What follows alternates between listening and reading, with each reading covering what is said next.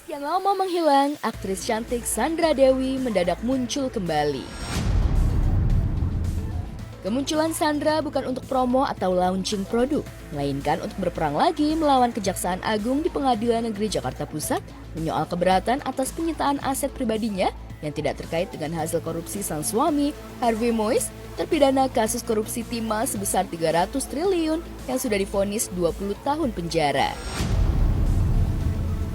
Sandra Dewi mengajukan keberatan pada awal Oktober 2025 dan sidangnya sudah berjalan di Pengadilan Negeri Jakarta Pusat.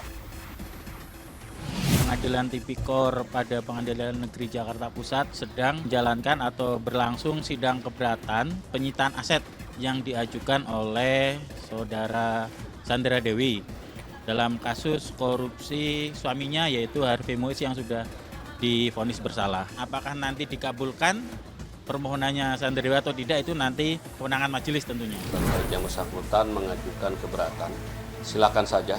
Itu memang diatur juga di dalam pasal 19 Undang-Undang Tipikor, di mana terhadap pihak ketiga yang merasa dirugikan untuk mengajukan. Penuntut umum siap untuk menjawab dan menerangkan apa-apa saja terhadap permohonan keberatan yang diajukan oleh saudara Sandra Dewi.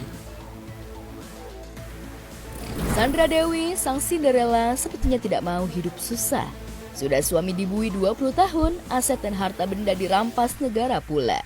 Sandra Dewi berdalih kalau puluhan tas branded, perhiasan, tabungan, rumah dan kondominium yang disita Kejagung bukanlah hasil korupsi sang suami. Kalau memang dari yang mengajukan mempunyai alibi dan dasar yang kuat, argumen yang kuat, ya tentunya kalau sudah ada putusan pengadilan yang ingkrah terhadap keberatan itu, ya kita kembalikan. Kita menghormati apapun keputusan pengadilan, kita hormati dan kita laksanakan.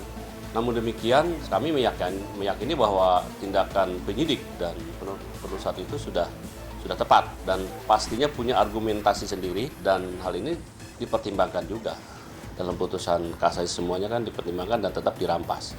Ya nanti silakan, prinsipnya silakan saja diajukan kembali. Keberatan untuk disita yaitu sejumlah perhiasan, jumlahnya sangat banyak, ada 100 lebih karena dia mengaku di-endorse oleh perhiasan, termasuk dia punya merek sendiri kalau tidak salah. Kemudian juga ada tas, dari 88 tas mungkin ada sejumlah sekian yang dianggap itu hasil jerih payah sendiri. Kemudian 2 unit kondominium di Perumahan Gading Serpong.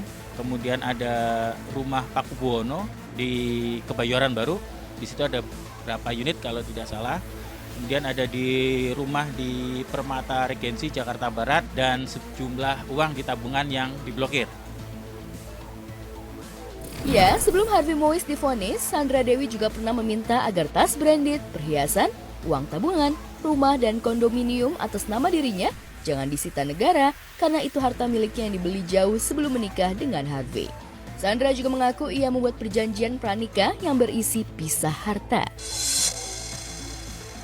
Alasan yang diajukan oleh Sandra Dewi, satu, dia beralasan ada pemisahan harta sebelum menikah. Jadi ada perjanjian pranikah. Itu tidak terkait dengan tindak pidana korupsi dan itu diperoleh karena hasil endorsement sebagai artis, dapat iklan dan sebagainya. Jadi itu jerih payah sendiri. Kapan itu pisah harta yang dibuat kita nggak tahu.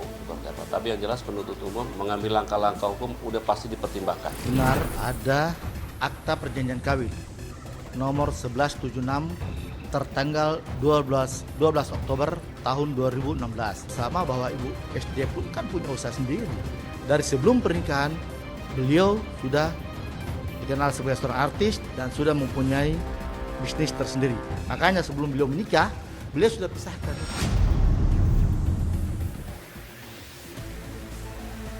10 Oktober 2024, Sandra Dewi tidak bisa meyakinkan Hakim Pengadilan Negeri Tipikor Jakarta Pusat kalau tas branded, deposito 33 miliar rupiah, rumah dan kondominium miliknya adalah hasil kerja kerasnya sebagai artis dan endorsement hingga akhirnya disita negara.